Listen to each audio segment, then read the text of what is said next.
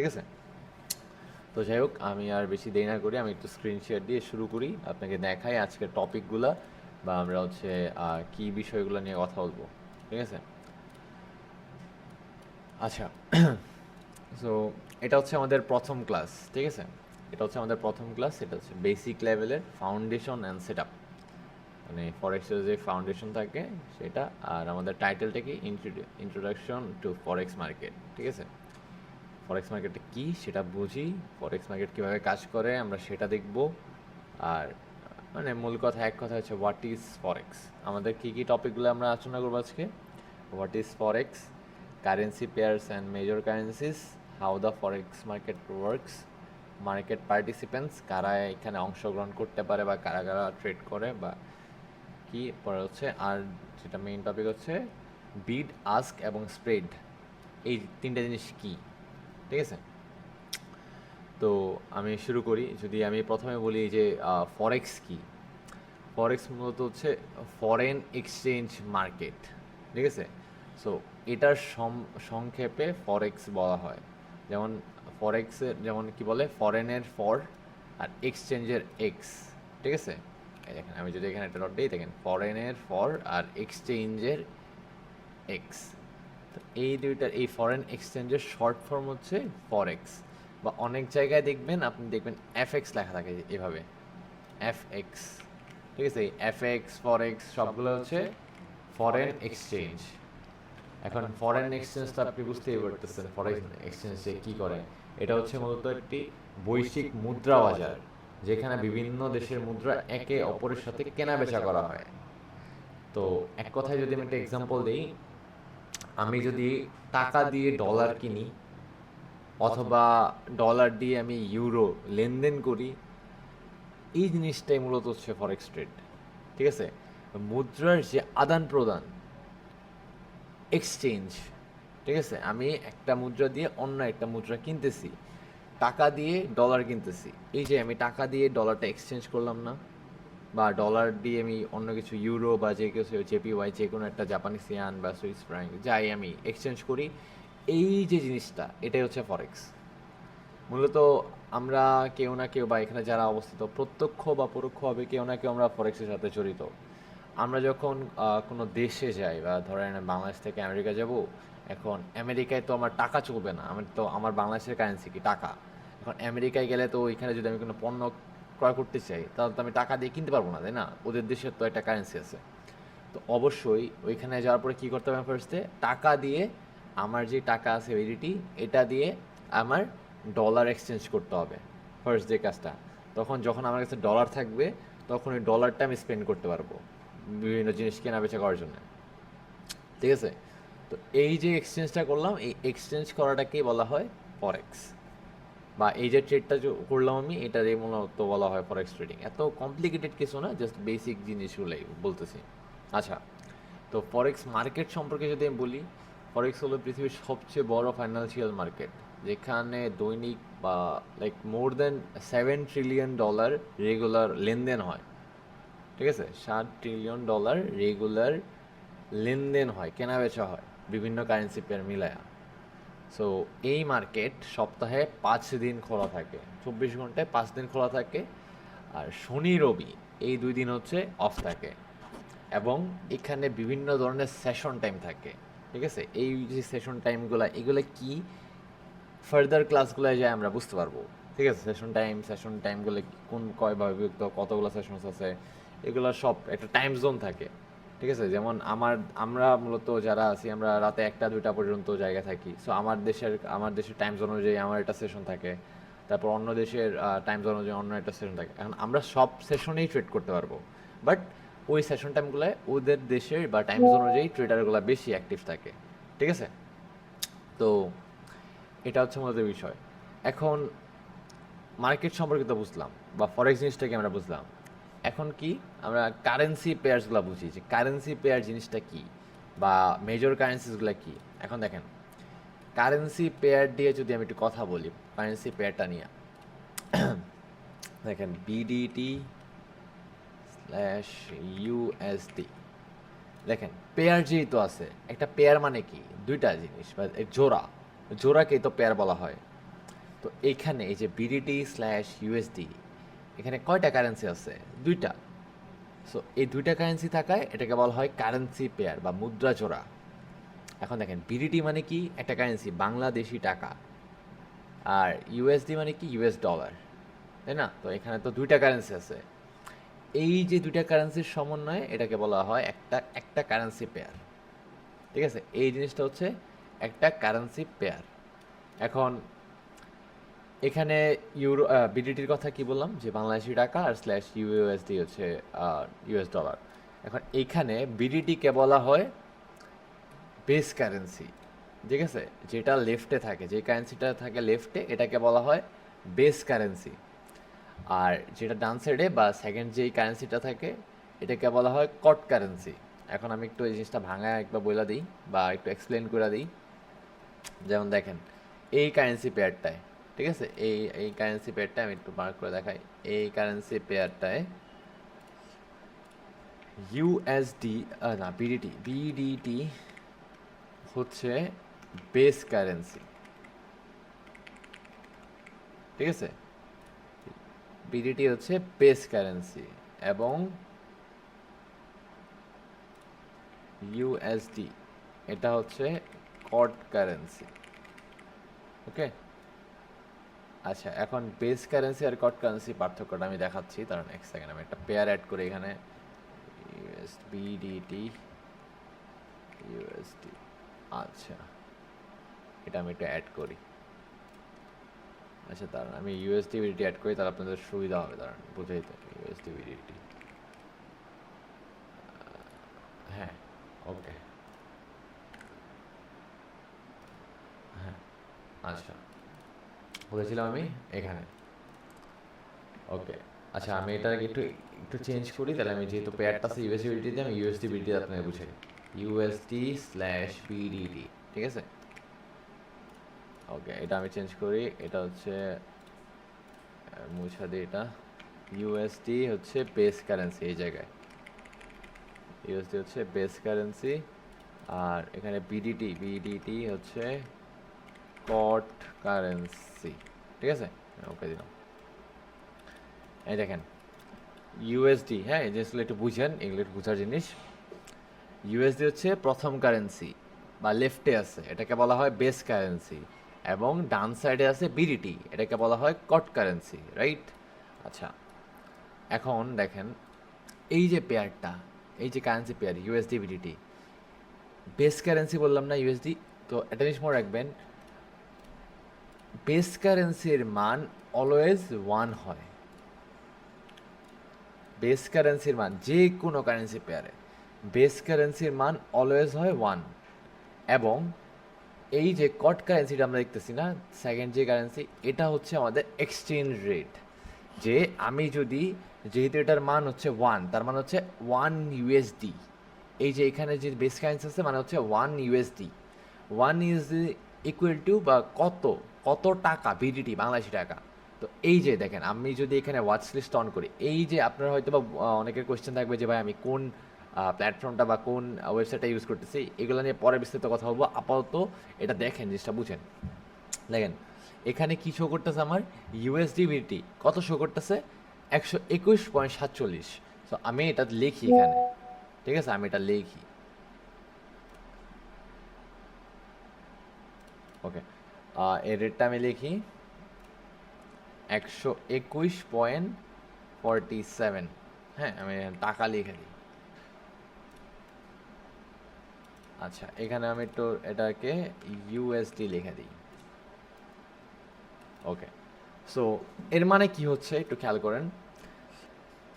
ইউএসডির মান বা বেস কারেন্সির মান ছিল ওয়ান, তার মানে হচ্ছে ওয়ান ইউএসডি ইকুয়াল টু কত টাকা। এই যে টাকাটা আমাকে দেওয়া আছে, এটাকে বলা ওয়াচ লিস্ট। এখানে যে কোনো পেয়ারের বিশেষ যে কোনো কারেন্সি পেয়ারের আপনি দামটা দেখতে পারবেন। সো আমি যেহেতু এই এক্সাম্পলটা দেখাইতেছি, এটাকে বুঝেন।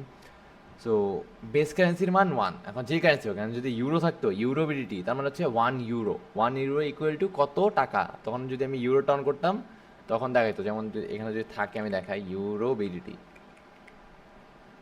এই দেখেন আমি এটা অ্যাড করি, এই দেখেন ইউরো বিডিটি, এই দেখেন লেফট সাইডে ইউরো আছে এবং বিডিটি আছে। 1 ইউরো সমান সমান 142.42 টাকা। ঠিক আছে, এখন এভাবে কট কারেন্সির মান চেঞ্জ হয়, কিন্তু বেস কারেন্সির মান ওয়ানই থাকবে। সামনে যেটা থাকবে এই কারেন্সির মান অলওয়েজ ওয়ান থাকবে। ওকে, এটা তো ক্লিয়ার? আচ্ছা, আশা করি এই কনসেপ্টটা ক্লিয়ার। সো কট কারেন্সির মান বিভিন্ন পেয়ার, কারেন্সি পেয়ার অনুযায়ী চেঞ্জ হইতে পারে, বাট বেস কারেন্সির মান অলওয়েজ ওয়ান হবে। সো এটা 1 ইউরো, 1 ইউএসডি, 1 টাকা এরকম হবে। আর কট কারেন্সির মান তো এখানে দেওয়াই থাকে। তো আমি কি বুঝলাম, $1 ইকুয়াল টু 121.47 টাকা। ঠিক আছে, এটা হচ্ছে মূলত কারেন্সি পেয়ারের একটা কনসেপ্ট, মানে কারেন্সি পেয়ার জিনিসটা এইভাবে কাজ করে। ঠিক আছে, আশা করি বেস কারেন্সি, কট কারেন্সি এটা বুঝলেন। আর আপনি ট্রাই করবেন কি জানেন, একটু লেখা রাখার। যেমন আমি বললাম যে লেফট সাইডে বা প্রথম পেয়ার, প্রথম কারেন্সিটার নাম, এটা বলা হয় বেস কারেন্সি। আপনি একটু নোট করে ফেলবেন, নোট জিনিসটা হচ্ছে অনেক ইম্পর্টেন্ট। ঠিক আছে, আপনারা অনেক বলেন না যে ভাই ভিডিও দিলেই হয়, কিন্তু ভাই ভিডিওর থেকে আপনার নোট, ভিডিও তো হবে 50 মিনিট, আপনি 50 মিনিট কি ধৈর্য নিয়ে দেখবেন? হয়তো অনেকে দেখবেন না বা অনেকে দেখবেন, কিন্তু আপনার ডায়েরিটা কিন্তু আপনি শর্ট ফর্মে কিন্তু নোট করতে পারতেছেন। ডায়েরিটা থাকলে জাস্ট একবার চোখে তাকালেই আপনার সব কিছু মনে পড়ে যাবে। আচ্ছা, তো যাই হোক, এইভাবে হচ্ছে মূলত কারেন্সি পেটা কাজ করে। এখন মেজর কারেন্সিস, এই যেখানে লেখা আছে না মেজর কারেন্সিস, এখন মেজর কারেন্সিস কোনগুলা সেগুলো আমি দেখাই। মেজর কারেন্সি মূলত কি বুঝে জানেন, যেই কারেন্সি পেয়ারগুলোতে মূলত বেশি হচ্ছে ট্রেড করা হয়। ঠিক আছে, মেজর কারেন্সি পেয়ার্স। এখন মেজর কারেন্সি পেয়ার্স কোনগুলা আমি যদি একটু বলি, নোট করি। যেমন এখানে মেজর কারেন্সির মধ্যে আছে ইউরো ইউএসডি, ইউরো/ইউএসডি। তারপরে কি আছে জিবিপি/ইউএসডি। তারপর হচ্ছে USD/JPY। ঠিক আছে, তারপরে আছে এই USD/CAD। এই যে এখানেই আছে, এখানে এগুলোর নাম এগুলো পাবেন, এই নামগুলো এখানে দেওয়া আছে।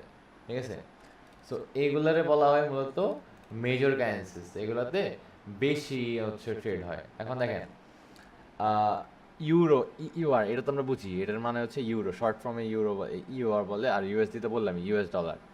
জিবিপি লেখা না, এটা হচ্ছে ব্রিটিশ, এই যে জিবিপি লেখা আছে না, এটা হচ্ছে British pound versus US dollar. এই যে জেপিওয়াই দেখতেছেন না, এটা হচ্ছে জাপানিজ ইয়ান। একটা কারেন্সি পেয়ার, মানে কারেন্সির শর্ট ফর্মগুলো আমরা নিয়ে ট্রেড করে, বা ফার্স্ট যে অক্ষরগুলো আছে সেটা নিয়ে আমরা মূলত কারেন্সি পেয়ারের নামগুলো থাকে। তো এভাবে যেমন ইউএসডি, সিএডি মানে কি, ক্যানাডিয়ান ডলার। ঠিক আছে, আপনার যদি এই পেয়ারগুলোর একবার নিয়ে ধারণ বুঝে ফেলেন যে কীভাবে কাজ করে বা নামগুলো কীভাবে থাকে, জাস্ট যদি না বুঝতে পারেন অনেক সময় পেয়ারগুলো, জাস্ট পেয়ারের উপরে যদি মাউসের কার্সরটা রাখেন অথবা হাত রাখেন, দেখেন বাম সাইডে লেখা থাকবে, এই যে বক্সটা, এই যে ব্ল্যাক বক্সটা পাওয়া হইলো, এখানে দেখেন লেখা থাকে ইউরো ইউএস ডলার। ঠিক আছে, তো সবগুলো মুখস্থ করতে হবে না, এগুলো আস্তে ধীরে বুঝে ফেলবেন। যারা নতুন তাদের জন্য আমি লিখে দিতেছি। সো এটা হচ্ছে মূলত কারেন্সির একটা থিম, বা কারেন্সিটা কেমন থাকে, বা মেজর কারেন্সি পেয়ারসগুলো কেমন থাকে। ঠিক আছে, সো এর পরের টপিকটা কি, এর পরের টপিকটা হচ্ছে আমরা কী কী বুঝলাম, হোয়াট ইজ ফরেক্স সেটা বুঝলাম, কারেন্সি পেয়ার্স এবং মেজর কারেন্সি আমরা সেটা বুঝলাম। ঠিক আছে, এখন আমরা দেখব how the forex market works. Forex market মূলত কীভাবে কাজ করে। আচ্ছা, ফরেক্স মার্কেটের মূলত কোনো সেন্ট্রাল এক্সচেঞ্জ থাকে না। যেমন আমরা যেমন আমরা স্টক মার্কেট দেখি না, আমাদের প্রত্যেকটা জায়গায় কিন্তু স্টক মার্কেট থাকে, যেখানে বিভিন্ন দেশি বিদেশি বা দেশি স্টকসগুলো বেশি থাকে। স্টক মার্কেট কিন্তু একটা অফিস থাকে, কিন্তু ফরেক্সের ওই রকম কোনো সেন্ট্রাল এক্সচেঞ্জ নেই যে যায় আপনি ওইখান থেকে সরাসরি কেনা বেচা করতে পারবেন। এটা মূলত কেমন চলে জানেন, এটা একটা সিস্টেমের উপর চলে, এটা হলো ওভার দ্য কাউন্টার, এই সিস্টেমে চলে। এটার মানে কি, ওভার দ্য কাউন্টার মানে কি, দেখেন ব্যাংক, ফাইন্যান্সিয়াল প্রতিষ্ঠান, ট্রেডাররা সবাই অনলাইন একটা নেটওয়ার্কের মাধ্যমে সরাসরি লেনদেন করতেছে। ঠিক আছে, এখন এই যে রেটগুলা, 1 USD সমান 121 টাকা, এই রেটগুলা মূলত কিভাবে সেট হয় জানেন, এই কিসের ভিত্তিতে, এটা হচ্ছে একটা কারেন্সির ডিমান্ড ও সাপ্লাইয়ের উপর, যে আমার বিডিটির কেমন ডিমান্ড আছে বাহিরে। ঠিক আছে, সো এই ডিমান্ডের উপরে এবং ও সাপ্লাইয়ের উপরে, যে আমার বিডিটির চাহিদা এত, আমি কি সরাসরি পাইতেছি কিনা, বা এটা কি ইজি টু গেট কিনা। সো এই ডিমান্ড ও সাপ্লাইয়ের উপর ভিত্তি করে এই রেটগুলা, যেমন $1 ইকুয়াল টু 121 টাকা, এই রেটগুলা সেট হয়ে থাকে। সকল কিছু কিন্তু অনলাইনেই, মানে ব্যাংক ট্রেডার আমরা যারা ট্রেড করছি সব তো অনলাইনে, আমরা ক্লাস করতেছি অনলাইনে, তো সকল কিছু হচ্ছে ফরেক্সের অনলাইন ভিত্তিক হয়ে থাকে। ঠিক আছে। আচ্ছা, এখন যদি বলি মার্কেট পার্টিসিপেন্টস কারা কারা ট্রেড করে বা কারা ট্রেড করে এখানে, এখন সরাসরি কথা বলতে যদি আমি বলি যে এখানে কোন ভিত্তিক বা কোন লেভেলে ট্রেড করা হয় বা কারা, আমরা কেন ট্রেড করতেছি, আমাদের মতো কারা কারা ট্রেড করে, তো শুধু এখানে শুধু রিটেল ট্রেডার না, রিটেল ট্রেডার কি আমাদের মতো ব্যক্তিগত ট্রেডার যারা আছে, রিটেল কথাটা হচ্ছে কি ব্যক্তিগত, বা আমরা যারা সিঙ্গেল ট্রেডার আছে একা একা ট্রেড করি, ঠিক আছে, আমাদের মধ্যে ক্ষুদ্র যারা ট্রেড করে এদেরকে বলা হয় রিটেল ট্রেডার। সো এখানে যদি আমি সরাসরি কথা বলি কারা পার্টিসিপেট করে, সেন্ট্রাল ব্যাংক এবং গভর্নমেন্টস, ঠিক আছে, জাতীয় অর্থনীতি নিয়ন্ত্রণের জন্য বিভিন্ন সেন্ট্রাল ব্যাংক আছে না, ইউএস ব্যাংক, গভর্নমেন্ট, সরকার, বিভিন্ন দেশের সরকার, তাদের কিছু মতামত বা কিছু মিটিংয়ের উপর ভিত্তি করে এখানে প্রাইস ইউজ চেঞ্জ হতে পারে, ঠিক আছে। তারপরে কী হতে পারে, তারপর কারা হচ্ছে পার্টিসিপেট করে, কমার্শিয়াল ব্যাংকস, ঠিক আছে, গ্রাহকদের এবং নিজেদের প্রফিটের জন্য বিভিন্ন রকমের কমার্শিয়াল ব্যাংকস থাকে না, সো তারা এখানে পার্টিসিপেট করে, তারা এখানে ট্রেড করে, তাদের জন্য হচ্ছে মার্কেটের টাকার একটা মুভমেন্ট দেখতে পারি আমরা, বা চেঞ্জ দেখতে পারি রেটের। তারপর হচ্ছে হেজ ফান্ডস বা ইনভেস্টমেন্ট ফার্মস যারা আছেন তারা হচ্ছে এখানে বিনিয়োগ করে তারা প্রফিট করার জন্য, ঠিক আছে, যারা বিভিন্ন বড় বড় যারা অনেক কাছে টাকা আছে, বিভিন্ন প্রাইভেট কোম্পানি, তারা এখানে বিনিয়োগ করে তারা কিছু লাভের জন্য। বিভিন্ন কর্পোরেশনস, যেমন কর্পোরেশনসগুলো কেমন হতে পারে, আন্তর্জাতিক আন্তর্জাতিক ব্যবসায় মুদ্রা রূপান্তরের জন্য তারা এখানে পার্টিসিপেট করে, তারা ট্রেড করে, তাদের এইসব যে ইনভেস্টমেন্ট, এইসব কারণে হচ্ছে আমাদের মুভমেন্ট চেঞ্জ হয়, ঠিক আছে। আচ্ছা, তো তারপর সর্বশেষে কারা আছে, রিটেল ট্রেডার, আমাদের মতো ব্যক্তিগত যারা ট্রেডার আছে, ঠিক আছে। সো তারপরে আসি আমরা, এর আগে যে এত বড় বড় governments, commercial banks, investment companies, corporations, তারা তাদের ইনভেস্টমেন্টের উপরে নির্ভর করে এইসব রেটস, ঠিক আছে, তারাও তো লাভের জন্যই করে। তো এই হচ্ছে আমাদের পার্টিসিপেন্টস বেসিক্সে, যারা কারা পার্টিসিপেট করে। আচ্ছা, তো এখন যদি আমি একটু কথা বলি, এখন কি আমরা তো বুঝলাম কারা পার্টিসিপেট করতে পারে এখানে, এখন যদি আমি একটু কথা বলি বিড, আস্ক এবং স্প্রেড, ঠিক আছে, এই জিনিসগুলো নিয়ে, বিড, আস্ক এবং স্প্রেড। আচ্ছা, এটা বোঝার জন্য আমার একটা প্ল্যাটফর্ম অন করতে হবে, একটু ওয়েট, আমি একটা প্ল্যাটফর্ম অন করি, এটা হচ্ছে মেটাট্রেডার 5, এক সেকেন্ড, তাহলে আমি ইজিলি বুঝাইতে পারবো বিড, আস্ক, প্রাইসটা। আচ্ছা, তো আমরা এখানে অনেক রেটস দেখতেছি না, বা আমি আপনাকে বলি, ধরেন আপনার কাছে এখন আছে $1 আছে, হ্যাঁ, আপনি এটা হচ্ছে ব্যাংকে গেলেন এক্সচেঞ্জ করার জন্য, হ্যাঁ, ধরেন আপনাকে 120 টাকা দিল, আপনি $1 ক্রয় করলেন 120 টাকা দিয়া, সোজা কথা বলি, আপনি 120 টাকা দিয়ে $1 ক্রয় করছেন, কিন্তু আপনি যদি সাথে সাথে বেচতে যান আপনাকে কিন্তু 120 টাকা দিবে না, কিছু কম দিবে, হ্যাঁ, একটা কিনা এবং বিক্রির মধ্যে কিন্তু একটা পার্থক্য থাকবে অবশ্যই, কারণ ওইটাই হচ্ছে ব্যাংকের লাভ, তাই না, ব্যাংক যে আমাকে দিল, ব্যাংকের তো একটা লাভ থাকবে, ব্যাংক তো আমাকে ফ্রিতে দিয়ে দিবে না। এখন এই দেখেন, এটাকে বলা হয় মার্কেট ওয়াচ, দেখেন আমি যেমন কারেন্সি পেয়ারগুলো লিখছি, এখানে অনেকগুলো কারেন্সি পেয়ার আছে, রানিং চলতেছে প্রাইসগুলো, এখানে কি আছে, বিড প্রাইস এবং আস্ক প্রাইস, রাইট। আরেকটা জিনিস খেয়াল করবেন, অলওয়েজ বিড প্রাইসটা একটু কম থাকে, যেমন দেখেন এখানে একটু রেটটা দেখেন, ধরেন 3370.72, আমি এটা লিখি, হ্যাঁ, আমি এখানে লিখি যেমন এক্সএইউ ইউএসডি, হ্যাঁ, এই কারেন্সি পেয়ারটার বিড প্রাইস, বিড বিআইডি বিড প্রাইস, বিড প্রাইসটা কত দেখলাম আমরা, 3370 দেখেন এটা কিন্তু বাড়তেছে, মার্কেটেরও কিন্তু চেঞ্জেস আছে, তাই না, তো দেখেন ধরেন 3370.90, আমি এটা এভারেজ নিয়ে নিলাম, এখন আছে রানিং প্রাইস চলতেছে 3370.90, ওকে, এটা হচ্ছে বিড প্রাইস। এখন আমি যদি এই পেয়ারটার আস্ক প্রাইস দেখি, তাহলে হইতেছে কত, 3300, কত হইতেছে 3370 পয়েন্ট, আচ্ছা ধরেন 95, ধরেন একটা, আচ্ছা ধরেন আস্ক প্রাইস, আস্ক প্রাইস কত দেখতেছি 3370 পয়েন্ট ধরেন 98, ঠিক আছে। এটা হচ্ছে এই কারেন্সি পেয়ারের বিট প্রাইস ও আস্ক প্রাইস। এখন এই দুইটা পেয়ারের দেখেন একটা পার্থক্য আছে দামের, যে এটা হচ্ছে 90 সেন্টস এবং এটা হচ্ছে 98 সেন্টস। এই দেখেন 8 সেন্টের কিন্তু একটা পার্থক্য আছে। এই যে পার্থক্য দুইটার, ঠিক আছে, এই দুইটা যে পার্থক্য, এটাকে বলা হয় স্প্রেড, ঠিক আছে। এই যে পার্থক্যটা আছে স্প্রেড, স্প্রেড হচ্ছে ধরেন 8 বা 0.08, ওকে। এই পার্থক্যটা যে আছে দুইটা প্রাইজের মধ্যে, এটাই হচ্ছে আমার মূলত স্প্রেড, এবং এটাই হচ্ছে একটা ব্রোকার বা ব্যাংকের লাভ। এখন আমি 120 টাকা দিয়ে $1 কিনলাম, কিন্তু যখন আমি এই ডলারটা বিক্রি করতে যাবো ওই জায়গাতেই ইনস্ট্যান্ট, তখন আমাকে হয়তো বা 119 টাকা দিবে। এই যে 1 টাকা তারা রাইখা দিল, এটাই মূলত ব্যাংকের লাভ। ব্যাংকের তো একটা লাভ লাগবে, তাই না? আমাকে তো শুধু শুধু এক্সচেঞ্জ করে দিবে না। তো এটাকে মূলত বলা হয় স্প্রেড। এখন এখন যদি আমি একটু কথা বলি, বিট প্রাইস কি বা বিট প্রাইস কোনটা, কখন বলা হয় বা বিট প্রাইস কোনটা? আপনি যখন বিক্রি করতে যাবেন, তাই না?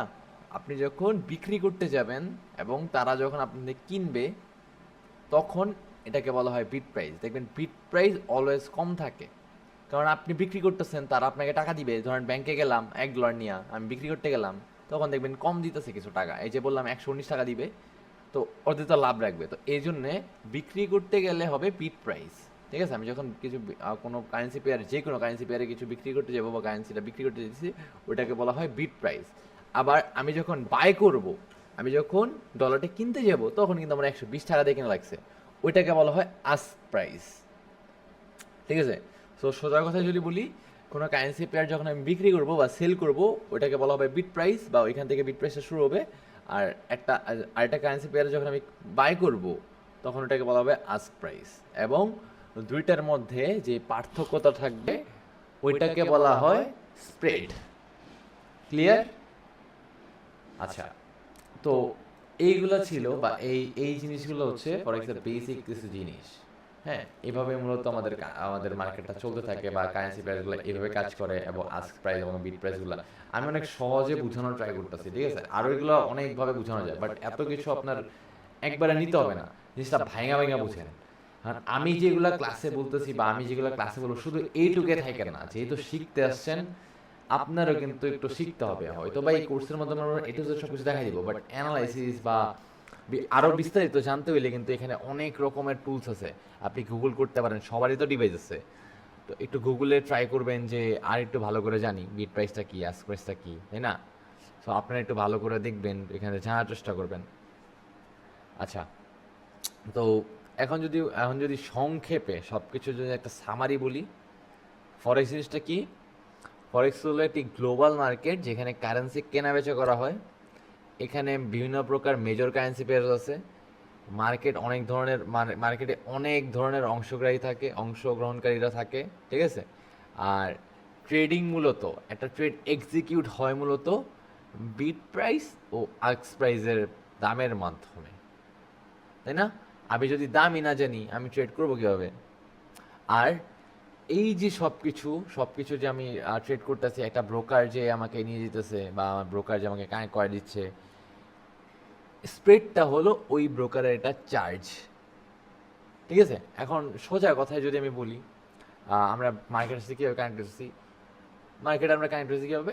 একটা ব্রোকারের মাধ্যমে, তাই না? আমি যদি কোনো কিছু যাই মার্কেটে, যদি কেনা বেচা করতে চাই, আমরা যারা রিটেল আছি, সরাসরি তো মার্কেটে আমরা অ্যাক্সেস পাবো না।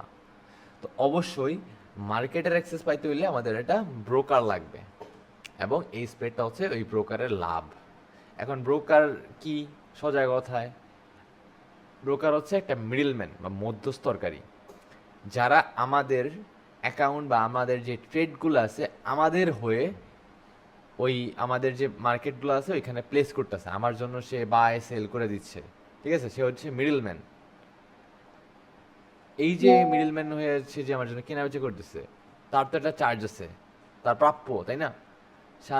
তার প্রাপ্যটাই হচ্ছে এই স্প্রেড।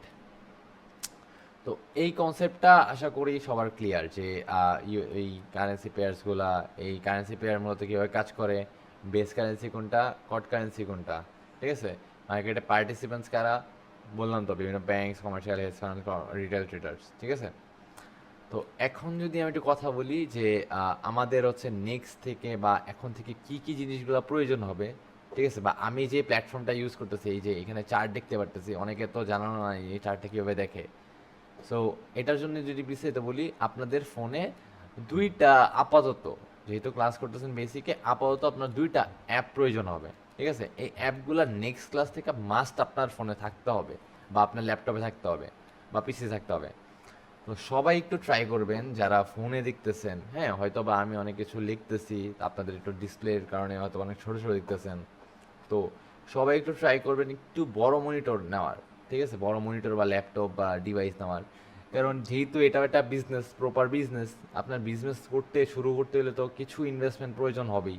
আর আপনি এটা নিয়ে শিখতেছেন বা আপনার আগ্রহ আছে, অবশ্যই ভালো করে শিখতে হবে। সো ট্রাই করবেন একটা ল্যাপটপ যদি সম্ভব হয় নিয়ে নেওয়ার, যারা ফোন ইউজ করতে, আর যারা পিসি আছে বা ল্যাপটপ আছে তাদের তো ভালোই। কারণ চার্ট যখন অ্যানালাইসিস করবেন বিভিন্ন পয়েন্ট, এই যে যেমন আমি শুরুতে এগুলো বলে দিয়েছি, তাহলে আপনার হচ্ছে সুবিধা হবে নেক্সট যে পদক্ষেপগুলো নেওয়ার। যেমন এই দেখেন, আমি একটা বড় স্ক্রিনে দেখাইতেছি, আমি কিন্তু এই স্ক্রিনটা হচ্ছে যখন অন করতেছি তখন কিন্তু আমি ফুললি মার্কেটটা দেখতে পারতেছি। কিন্তু আপনি যখন ফোনে দেখবেন, যখন এটাকে জুম আউট আমার মতো করে বড় করে দেখতে চাবেন, তখন কী হবে জানেন? সবগুলা মার্কেট বা এরকম ছোট হয়ে যাবে, তখন কিন্তু আপনি লেভেলসগুলো এই যে এরকম হয়ে যাবে, হয়তো বা দেখতে পারবেন কিন্তু এমন দেখা যাবে। হ্যাঁ, এখানে কিন্তু লেভেলসগুলো ড্র করা আপনার জন্য কঠিন হবে, তাই না? তো এই জন্যে বললাম যদি সম্ভব হয় একটা ল্যাপটপ বা একটা মনিটর নিয়ে রাখবেন, ঠিক আছে, আপনার শেখার জন্যে। সো যেহেতু প্রপার বিজনেস, এটা প্রপার বিজনেস, তো আপনার প্রপারলি শিখতে হবে বা জানতে হবে, বা কিছু ডিভাইস বা আপনার তো প্রয়োজন হবে, কিছু ইনভেস্টমেন্টস। তো এই আর কি। এখন যদি আমি কথা বলি যে দুটো অ্যাপের কথা বলতেছিলাম, তো ফার্স্ট অফ অল আপনার প্রয়োজন হবে, ফার্স্ট যে অ্যাপটা প্রয়োজন হবে, হ্যাঁ, এটা হচ্ছে ট্রেডিং ভিউ। প্রথম, এই যে আমি যে এখানে চার্টটা দেখতেছি বা এই যে অপশনসগুলো, এটার জন্য আপনি ট্রেডিং ভিউটা ফোনে ডাউনলোড করে রাখবেন, ইনস্টল করে রাখবেন। এই ট্রেডিং ভিউটা আইওএস ফোন, অ্যান্ড্রয়েড সবার জন্য অ্যাভেলেবল, অ্যাপ স্টোর বা প্লে স্টোরে পাবেন। আর যারা পিসিতে আছেন বা ওয়েবে আছেন, তারা হচ্ছে নর্মালি গুগলে এসে tradingview.com লিখে সার্চ করবেন, এই যে প্ল্যাটফর্মটা এসে পড়বে, ঠিক আছে? এটা জাস্ট রাখেন, আপনার এটা ইউজ করতে হবে না। ইউজ কীভাবে করবেন সেটা আমি দেখাই দিব। এটা হচ্ছে ফার্স্ট অ্যাপ। এবং সেকেন্ড যে অ্যাপটা আপনার প্রয়োজন হবে, এটা হচ্ছে মেটা ট্রেডার 5। এখন ট্রেডিং ভিউ আমি কভার করে দিব, ট্রেডিং ভিউ সমস্যা নেই। মেটা ট্রেডার 5-এরও টুলস কেমনে ইউজ করতে হয়, কীভাবে সেট আপ করবেন সেটা দেখা দিব। কিন্তু আপনার মেটা ট্রেডার 5 রান করার জন্য একটা অ্যাকাউন্ট প্রয়োজন হবে, ঠিক আছে? অ্যাকাউন্ট প্রয়োজন হবে, এটাকে বলা হয় ডেমো অ্যাকাউন্ট। এখন এই অ্যাকাউন্টটা খুলতে আপনি কাইন্ডলি আজকের ক্লাসটার পরে একটু অ্যাডমিনের হেল্প নেবেন। অ্যাডমিনকে বলবেন যে আপনাকে একটা ডেমো অ্যাকাউন্ট ওপেন করে দিতে, ঠিক আছে?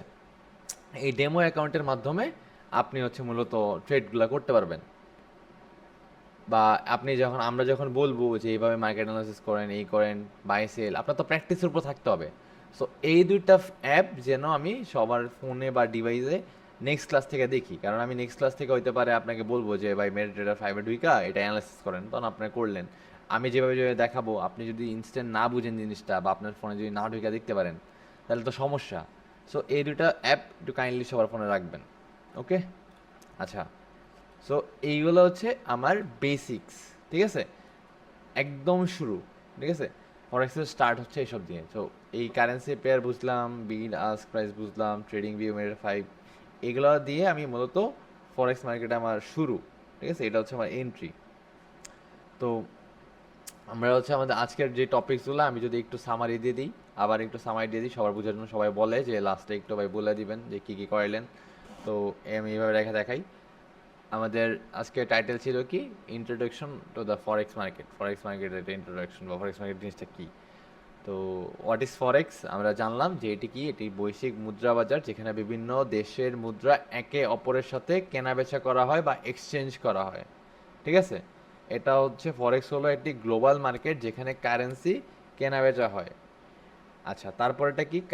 Currency pairs. 2 নম্বর টপিকটা কি ছিল? কারেন্সি পেয়ার্স এবং মেজর কারেন্সি। আচ্ছা, এর মেজর কারেন্সি ফরেক্স মার্কেটে বিভিন্ন রকমের মেজর কারেন্সি পেয়ার্স আছে, যেমন euro USD, GBP USD, USD JPY, USD CAD. এগুলো হচ্ছে মেজর কারেন্সি যেগুলোয় বেশি পরিমাণ ট্রেড হয় বা অনেক প্রেশার থাকে। ঠিক আছে, এগুলো বলা হয় মেজর কারেন্সিস। এবং প্রত্যেকটা কারেন্সি যদি জোড়ায় জোড়ায় থাকে এটাকে বলা হয় কারেন্সি পেয়ার্স। ঠিক আছে, এখন আসি পার্টিসিপেন্টস নিয়ে। এখন যদি 3 নম্বর টপিকটা বলি, আচ্ছা, how the forex market works, সেটা তো বললাম যে ফরেক্স মার্কেট হচ্ছে কীভাবে কাজ করে। ফরেক্সের কোনো সেন্ট্রাল এক্সচেঞ্জ থাকে না, যেমন স্টক মার্কেটে থাকে। এটা চলে কোন প্রক্রিয়ার মাধ্যমে, কোন সিস্টেমে? Over the counter. ঠিক আছে, মানে হলো ব্যাংক, ফাইন্যান্সিয়াল প্রতিষ্ঠান, ট্রেডাররা সবাই অনলাইন নেটওয়ার্কের মাধ্যমে সরাসরি লেনদেন করে বা ক্রয় বিক্রয় করে বা এক্সচেঞ্জ করে। এবং এগুলোর উপর এই যে প্রাইসিং, কারেন্সি পেয়ার্সের বিভিন্ন দাম নির্ধারণ হয় ডিমান্ড ও সাপ্লাইয়ের উপর ভিত্তি করে। ঠিক আছে, সো ডিমান্ড ও সাপ্লাইয়ের উপর ভিত্তি করে এই সব কিছু দাম বা আমাদের কারেন্সি পেয়ারের দাম নির্ধারণ করে। অনেকে বলে যে ভাই কেন উপরে উঠতেছে, কেন নিচে নামতেছে। এখন এটার বেসিকটা কি বুঝা দিই। দেখেন, আমারটা তো ব্ল্যাক করা আছে, জানেন এই যে ব্ল্যাক ক্যান্ডেলগুলো দেখতেছেন না, এটা মূলত আপনারা দেখবেন রেড। হ্যাঁ, আমি আমার মতো কাস্টমাইজ করে নিছি। সো এই যে গ্রিন ক্যান্ডেল, গ্রিন ক্যান্ডেল মানে হচ্ছে কি জানেন, প্রাইস দাম বাড়তেছে, একটা কারেন্সি পেয়ারের দাম বাড়া। এবং এই ব্ল্যাক ক্যান্ডেল বা রেড ক্যান্ডেলটা হচ্ছে দাম কমা। এখন এখানে এই ফরেক্স মার্কেটে কিন্তু আপনি দুইভাবেই প্রফিটেবল হতে পারবেন। এটার যদি আমি একটু বিস্তারিত কথা বলি, এটা কীভাবে দেখেন। ধরেন আমি এখানে একটু দেখাই, এটা একটা লাইন দিই। হ্যাঁ, এখানে একটা লাইন দিলাম। আচ্ছা, আমি এটা মোটা করে দিই, তাহলে হয়তো বা ভালো দেখতে পারবেন। এটা লাইন দিলাম এবং নিচে আমি আরেকটা লাইন দিই। এখন এখানে আরেকটা লাইন দিই। ওকে, এখন এই যে মাঝখানে যে লাইন, ধরেন এই লাইনের যে প্রাইস রেঞ্জ বা প্রাইস লেভেল, এটার দাম হচ্ছে 100 টাকা। সেখানে দিই 2 নাম্বারটা, এখানে দিই 150 টাকা, মানে উপরেরটা। যেহেতু দাম বাড়লে উপরে যায় মার্কেট, এটা তো আমাদের বেসিক নলেজ। এবং আমরা হচ্ছে নিচেরটা দিই 80 টাকা। ওকে, এখন একটা জিনিস মনে রাখবেন, মার্কেট কখনো সরাসরি উপরে উঠে যায় না বা সরাসরি নিচে নেমে যায় না। একটা মার্কেট এটা ঢেউয়ের মতো করে চলে, এটাকে বলে ওয়েভস। ঠিক আছে, এইভাবে মার্কেট বাড়ে, হয়তো বাড়লে এইভাবে বাড়ে, অথবা যদি কমে এইভাবে কমে। আপনি একদম ডাইরেক্ট কমে গেছে এমন অনেক কম পাবেন। ঠিক আছে, মার্কেট চলমান, মার্কেট চলতেছে। ঠিক আছে, এটার কিছু রুলস আছে, এই রুলসগুলো এখন বললে বুঝবেন না, নেক্সট আমি দেখাবো। সো মার্কেট মূলত ওয়েভসের মাধ্যমে চলে। ঠিক আছে, এটা খেয়াল রাখবেন। এখন এক্সাম্পল, আমি যদি এই জায়গা থেকে 100 টাকা থেকে, ধরেন 100 টাকা হচ্ছে একটা আপেলের দাম। এখন আমি 100 টাকা দিয়ে একটা আপেল কিনলাম, এখানে আমি বাই করছি। ওকে, এই জায়গায় আমি বাই করছি একটা আপেল 100 টাকা দিয়ে। এখন মার্কেট যেহেতু চলমান, সেক্ষেত্রে 100 টাকা দিয়ে আমি বাই করার পরে এখান থেকে যদি মার্কেট উপরে উঠা এই লেভেলে হিট করে, এই যে 150 টাকা লেভেলে, তার মানে হচ্ছে আমার কত টাকা প্রফিট হইতেছে এই জায়গায়? 100 থেকে 150 টাকা, 150 টাকা, 100 টাকা থেকে 150 টাকায় গেছে আমি কেনার পরে। তার মানে এই জায়গায় হচ্ছে আমার 50 টাকা প্রফিট হইতেছে। আমি লিখে দিই, প্রফিট কত হচ্ছে আমার? 50 টাকা প্রফিট হচ্ছে, রাইট? সেম ওয়েতে আমি যদি 100 টাকা থেকে বাই করি এবং মার্কেট যদি ক্রমশ নিচে নেমে আসে, আস্তে আস্তে যদি আমার এই লেভেলে হিট করে, দেখেন জিনিসটা দেখেন, আমি এখান থেকে বাই করছি, মার্কেট বাই করার পরে আমি কিনছিলাম, কেনার পরে মার্কেট যখন উপরে উঠছে তখন আমার 50 টাকা, 150 টাকা লেভেলে গেছে, তখন আমার 50 টাকা প্রফিট হয়েছে। কিন্তু আপনি যখন এই লেভেলে 100 টাকা দিয়ে আপেলটা কিনলাম, কেনার পর দিন থেকে আপেলের এত পরিমাণ সাপ্লাই হয়েছে যে আপেলের দাম কমে গেছে। ঠিক আছে, এত পরিমাণ বাজারে আপেল আসছে বা মজুদ ছিল, তখন আপেলের দামটা কমে গেলে কততে আসলো, কমতে কমতে কমতে কমতে 80-তে আসলো। তার মানে এই জায়গায় কি হইতেছে, আমার লস হইতেছে। কত টাকা লস হইতেছে, 100 টাকা কিনছিলাম 80 টাকা হয়ে গেছে, তার মানে 20 টাকা লস হইতেছে। এই জায়গায় আমরা কি বুঝলাম, যে বাই করলে, কোনো কিছু বাই করলে, যদি কোনো কিছু বাই করি তাহলে মার্কেট যদি উপরে যায়, বাই করলে যদি উপরে যায়, যেখান থেকে বাই করছি সেখান থেকে উপরে গেলে হচ্ছে আমার প্রফিট, এবং বাই করার পরে যদি মার্কেট নিচে আসে তাহলে কি, লস।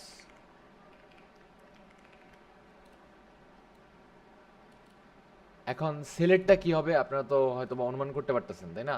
সেলের ক্ষেত্রে কি হইতেছে, সেলের ক্ষেত্রে আমি এখন দিই এক্সাম্পলটা সেম। দেখেন, এখন বাই করছিলাম, এই জিনিসটা হচ্ছে বাই করছি, উপরে গেছে প্রফিট হয়েছে, নিচে গেছে লস হচ্ছে। এখন আমি এই জায়গায় সেল করব, সেম জিনিস আপেলটাই আমি সেল করব, আর আমি লিখি সেল। ওকে, এখানে আমি সেল করছি 100 টাকায়। সেল করলে এখন 100 টাকা দিয়ে আমি বিক্রি করে দিছি, 100 টাকা থেকে আমি ভাবতেছি যে মার্কেট এখন থেকে দাম কমে যাবে। এখন যদি মার্কেট আমি সেল দেওয়ার পরে, আমার কাছে তো টাকা আছে তাই না, ধরেন আমি 500 টাকা নিয়ে নামছি, আর আমি 100 টাকায় সেল দিছি। সেল দেওয়ার পরে মার্কেট যতটুকু উপরে যাওয়া শুরু করবে, যেমন মার্কেট যদি এভাবে উপরে যেতে থাকে এবং 150 টাকার লেভেলে পৌঁছায় যায়, সেক্ষেত্রে আমার সেল দেওয়ার পরে মার্কেট উঠে গেলে 50 টাকা লস হইতেছে। সেল করছি, মার্কেট উপরে গেছে 150 টাকা লেভেলে, আমার এখানে 50 টাকা লস হয়ে গেছে। এবং 100 টাকা থেকে আমি সেল করছি, আমি বুঝছি যে না, মার্কেটে এখন প্রচুর পরিমাণ সাপ্লাই আসবে, ঠিক আছে, এবং 80 টাকা লেভেল আসছে, সেই ক্ষেত্রে আমার কি হইতেছে, 20 টাকা প্রফিট হইতেছে। দেখেন কনসেপ্টটা ক্লিয়ার। দেখেন, বাই করছি, মার্কেট যেখান থেকে বাই করছি তার উপরে উঠলে প্রফিট হবে, এবং ওই প্রাইস রেঞ্জ থেকে নিচে আসলে লস হবে। সেলের ক্ষেত্রে কি আছে, সেলের ক্ষেত্রে আমি এখানে দেখাই দিই অ্যারো মার্কার দিয়ে। সেলের ক্ষেত্রে যেখান থেকে সেল করব নিচে আসলে হবে প্রফিট, এবং যদি উপরে যায় তাহলে হবে লস।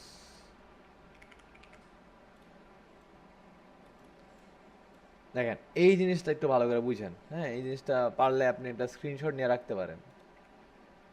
হ্যাঁ, যারা আছেন আমি এখানে হোল্ড করতেছি, এই জিনিসটা একটা স্ক্রিনশট নিয়ে রাখতে পারেন, যে বাই করলে মার্কেট উপরে উঠলে হয় প্রফিট, এবং বাই করলে মার্কেট নিচে আসলে, যেখান থেকে বাই করছি মার্কেটের দাম কমে গেলে হয় লস। আবার সেল করলে নিচে আসলে হয় প্রফিট, আবার সেল করলে উপরে উঠে গেলে হয় লস। ঠিক আছে, এই হচ্ছে আমাদের মূলত ট্রেডিং এর, আপনি বলেন না বাই সেল কিভাবে কি করে, বা বাই সেলের লজিকটাকে কিভাবে আমরা টাকা আর্ন করব, এই হচ্ছে লজিক। ঠিক আছে, বা এই হচ্ছে আমাদের থিম, বা আমরা যে আমাদের কনসেপ্ট বাই সেল। তো আশা করতেছি এটা নিয়ে কারো কোনো কনফিউশন নাই, আমি প্রপারলি যতটুকু ভাঙায় সম্ভব আমি দেখাই দিলাম। ঠিক আছে, সো এটা হচ্ছিল আমাদের আজকের একটা প্রথম ক্লাস, বা আমাদের এই যে ইন্ট্রোডাকশন, আমি হচ্ছে এটার বাইরে ওই যে বাই সেলটা আপনাকে দেখাই দিলাম। এরপরের ক্লাসগুলো স্টেপ বাই স্টেপ আমরা এইভাবে ক্লাস 1 2 3 4 5 6 এরকম করে 12টা 13টা ক্লাস পর্যন্ত চালাই যাবো বেসিক শেষ করার জন্য। তারপরে আমরা হচ্ছে 12টা 13টা ক্লাস জন্য হয়ে যাবে, তারপর আমরা অ্যাডভান্সের দিকে আস্তে আস্তে আগাবো। এই কোর্সের মধ্যে A to Z যতটুকু সম্ভব, যেভাবে শর্ট করে আপনাকে বোঝানো যায়, প্রপারলি বোঝানো যায়, সকল কিছু আমরা লিখে দিতেছি বা আমরা বুঝাই দিচ্ছি। ঠিক আছে, সো এই ছিল মূলত আমাদের আজকের ক্লাস। কাইন্ডলি এই দুটা অ্যাপ একটু নামায় রাখবেন, ট্রেডিং ভিউ এবং মেটাট্রেডার 5।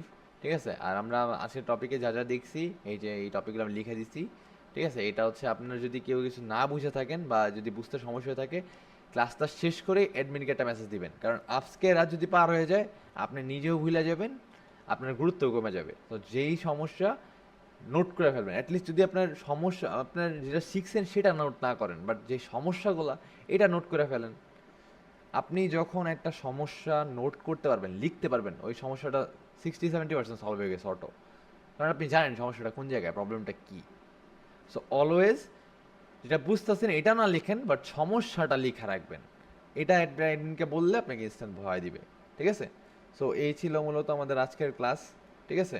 সো যারা বেসিক পর্যায়ে আছেন তারা আশা করি বুঝতে পারছেন।